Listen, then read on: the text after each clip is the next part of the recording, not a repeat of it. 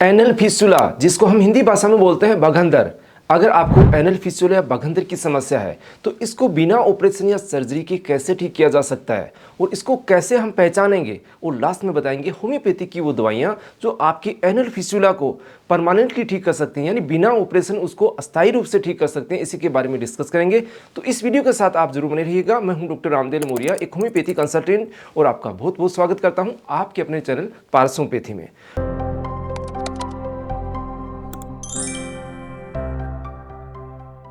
Friends, anal fistula या बघंदर एक complicated समस्या है। जो लोग परेशान होते हैं, लंबे समय तक परेशान रहते हैं इस चीज़ की, कई बार हम ऑपरेट भी करवा लेते हैं, सर्जरी करवा लेते हैं, लेकिन ये समस्या फिर वापस आ जाती है। तो इसको सबसे पहले जानना, बहुत सारे लोगों को गुदाद्वार से संबंधित समस्याएं रहती हैं तो उस चीज़ को वो जान ही नहीं पाते हैं कि ये है क्या।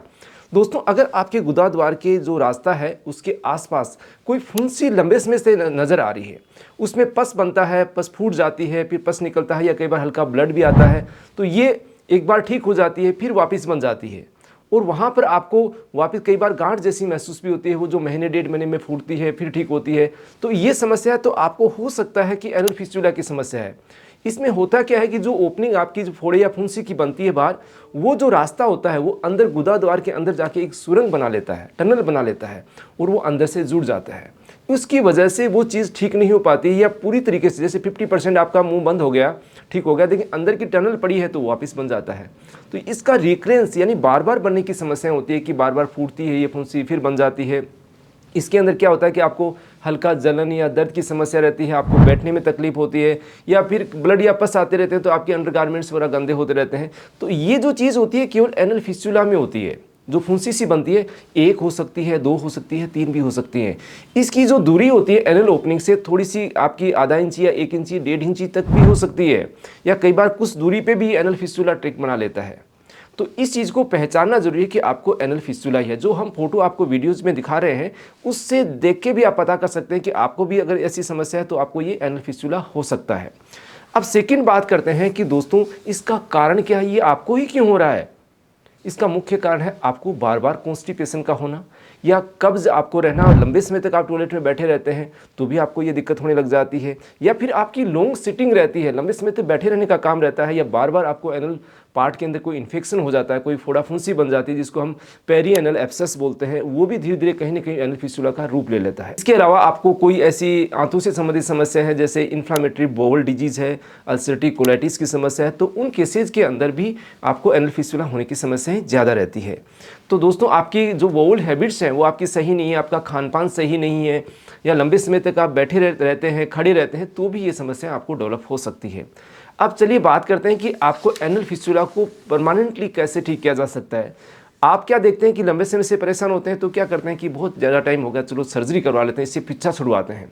इसमें पिच्छा छुड़वाने के साथ सर्जरी की जाती है, उस ट्रेक को पूरा काट के हटाया जाता है। जी, जैसे जैसे ट्रेक चलता है वैसे वैसे उसके पार्ट को काट के रिमूव करके वापस स्टिच कर दिए जाते हैं, या कई तरीके से उसकी सर्जरी की जाती है। लेकिन ये ट्रेक अगर थोड़ा सा भी रह जाता है तो वापस अपनी सुरंग को बना लेता है और फिर आपको परेशान करता है।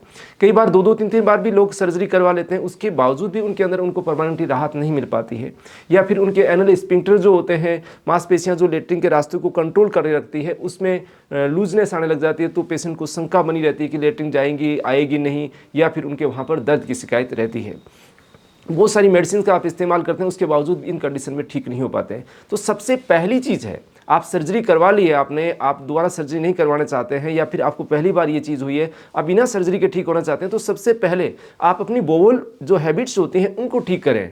आपकी अगर कब्ज़ की समस्या है, आपको लंबे समय तक टॉयलेट में बैठने की दिक्कत है, तो आप उस चीज़ में सुधार करें, उसका ट्रीटमेंट लें। अगर आपका डाइजेशन सही नहीं है उसका इलाज करवाएं। आपको लीवर या आंतों से संबंधित समस्या है उसका प्रॉपर ट्रीटमेंट लें। आप खान पान में बदलाव करें, आपकी कॉन्स्टिपेशन को आप ठीक करें। आप लंबे समय तक बैठे नहीं, अगर आपको पेरी एनल एब्सेस या ऐसी समस्या है, कोई फोड़ा फुंसी है, तो उसका प्रॉपर ट्रीटमेंट करवाएं, उसको नेग्लेक्ट नहीं करें, तो भी आप एनल फिस्टुला से बच सकते हैं। अब बात करते हैं कि होम्योपैथिक दवाइयाँ कैसे ठीक कर लेती है इसको बिना ऑपरेशन। दोस्तों, जो ट्रैक बनता है आपको, वो ट्रैक तभी ठीक होगा जब आप रूट कोज, आपके डाइजेशन को ठीक करेंगे, कॉन्स्टिपेशन को ठीक करेंगे। तो होम्योपैथी मेडिसिन भी वही काम करती है कि वहाँ की सूजन को ठीक करेगी। वो कैसे करेगी? आपके डाइजेशन को अगर कोई दिक्कत है उसको इंप्रूव करेगी, या अदर कोई प्रॉब्लम है उसको ठीक करते हुए वहाँ की स्वेलिंग को ठीक करेगी। तो बॉडी के अंदर एक ऐसी हीलिंग पावर होती है जो अपने आप स्वतः ही ठीक करती है, साथ में मेडिसिन उसमें हेल्प करती है केवल। तो होम्योपैथी मेडिसिन भी उसमें केवल हेल्प करती है, बॉडी ही ठीक करती है उसको। तो धीरे धीरे जो ट्रैक होता है वो अंदर से हील होना होके बाहर आता है, और जो आपकी ओपनिंग बार बार खुलती है वो कुछ समय बाद उसमें गैप आने लग जाता है। जैसे आपके 10 दिन से आपको फुंसी वो फूट रही थी, वो 15-20 दिन या महीने भर के बाद में फूटने लग जाती। ऐसे करते करते धीरे धीरे अंदर से पूरा ट्रैक होम्योपैथिक मेडिसिन के माध्यम से हील हो जाता है और पूरी तरीके से फिस्टुला ठीक हो जाता है।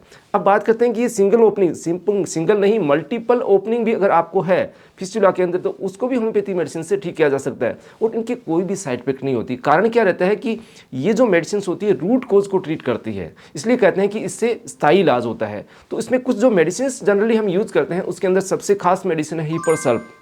हिपरसल्फ का इस्तेमाल बहुत सारे डॉक्टर्स करते हैं जहाँ पर आपको पस पेरियनल एब्सेस का निर्माण हो रहा है, बार बार पस आ रही है, बार बार वो सेंसिटिव हो रहा है, पार्ट दर्द हो रहा है, तो उसका मेडिसिन का आप इस्तेमाल कर सकते हैं। या तेज़ आपको दर्द है, वहाँ पर स्वेलिंग है, फुंसी बन रही है, तो उस कंडीशन में बेलाडोना का आप यूज़ कर सकते हैं।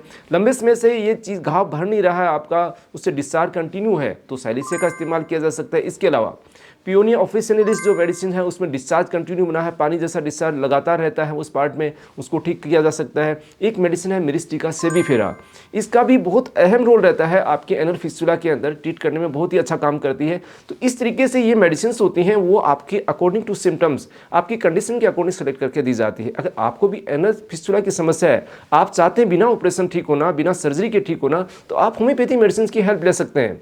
आप चाहते हैं हमारे से परामर्श करना, तो दिए गए व्हाट्सएप नंबर से अपॉइंटमेंट लेके कंसल्ट कर सकते हैं। दोस्तों, एनल फिस्टुला के परमानेंट ट्रीटमेंट के बारे में जानकारी अगर आपको अच्छी लगी है तो इसको लाइक कीजिएगा। चैनल को सब्सक्राइब नहीं किया, सब्सक्राइब जरूर करें। मिलते हैं नई नई जानकारी और वीडियोज़ के साथ। धन्यवाद फ्रेंड्स।